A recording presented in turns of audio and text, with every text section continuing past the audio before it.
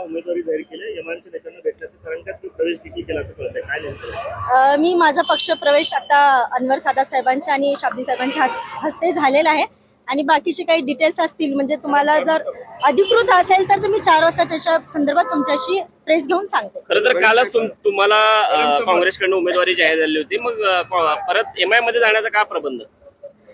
आपल्या सगळ्यांना माहित आहे काँग्रेसमध्ये थोडंसं माझ्याबद्दल जे वातावरण होतं, जे एमआयएम आणि काँग्रेस मला जे प्रश्न विचारण्यात गेले, मला माझ्या लॉयल्टीवर सारखं सारखं विचारण्यात आलं आणि त्यासाठी मी विचार केला की एमआय मध्ये जाण्याचा उमेदवारी तर आश्वासन दिलेलं आहे.